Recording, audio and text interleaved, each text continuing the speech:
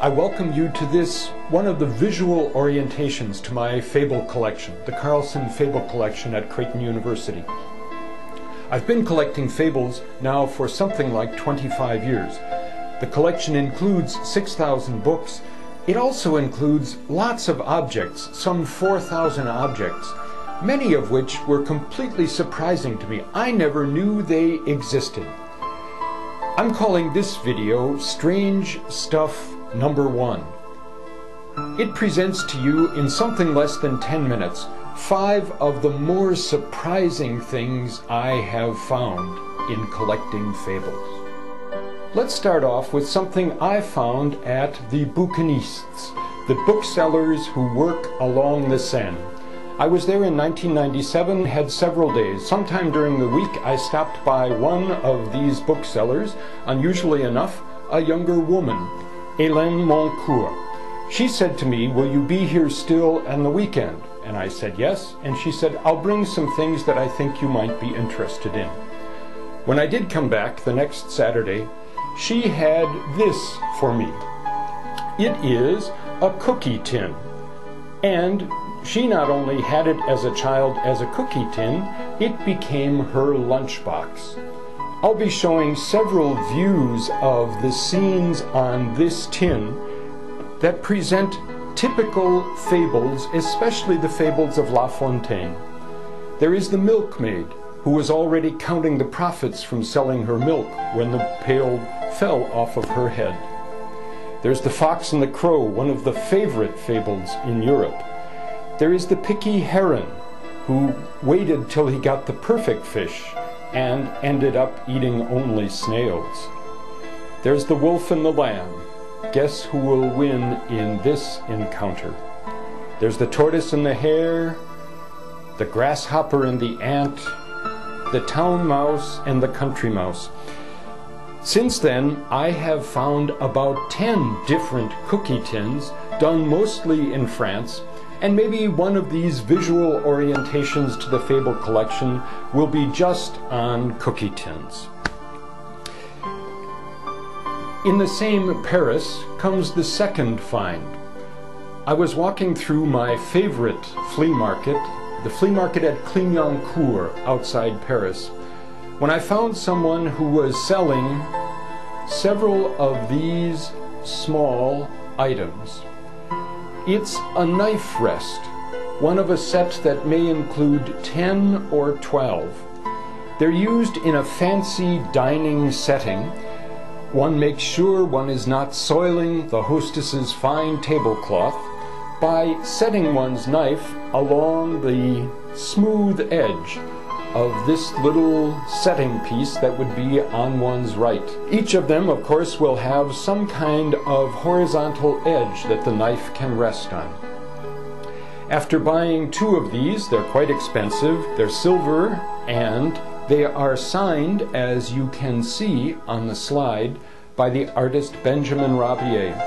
I'm going to show you several of these. There is the usual grasshopper and ant. That was the first fable in La Fontaine's collection. The wolf and the lamb. The crane and the wolf. There the crane is taking a bone out of the wolf's mouth. The fox and the crow, again, that favorite fable about flattery. And the tortoise and the hare. All of these designs come from the work of Benjamin Rabier, who published his set of La Fontaine's fables in about 1905. It's one of the funniest presentations of La Fontaine's fables that I know, and it's classic French cartoon art. After finding a couple of them, as I say, at the French flea market, I was lucky enough on eBay to get 9 others. 1 or 2 are damaged, and I'm still looking for the last couple knife rests in the collection. I never would have expected that there are handbags and purses made to work with Aesop's fables. What you see behind me is one of these. It's a large wooden piece, and if you open it up, you'll see that it has a nice mirror inside Oops, I need to turn it around so you can see. And it's signed by the artist Enid Collins. It was done in 1962, and it's titled Pretty Foxy, as you can see on a close-up in the corner of this wooden handbag. I never would have expected that someone would take the picture of the fox and grapes and put it on a wooden purse. But if I was surprised once, I was surprised again. Here is a purse or trinket box that presents the story of the tortoise and the hare. Here's the start of the race. The two runners are ready to go. The gun is shot off, usually by the fox. Here's several of the friends of the tortoise and the hare watching along the way. And we come to the finish line, where the bunny, who apparently wanted to stop right at the finish and catch the tortoise at the end, is caught napping. It's a wonderful little trinket box that again I found on eBay. The fourth thing I'd like to show you today is a real surprise to me. I had no idea that anyone made Aesop Fable whiskey decanters. The Hoffman Distilling Company of Lawrenceburg, Kentucky, made a set of 6 in 1978. They're signed by Fred Lammert. They are in deep relief, as you can see. This is the picture of the man who killed the goose laying the golden eggs. He couldn't wait to get 1 egg a day, but had to get the whole mother load. And of course, he found nothing but a normal goose inside when he killed him. This is a very clever whiskey decanter. You can see Aesop sitting on the top, looking down on the scene he created. On the back is the fable itself, with yet another picture of Aesop.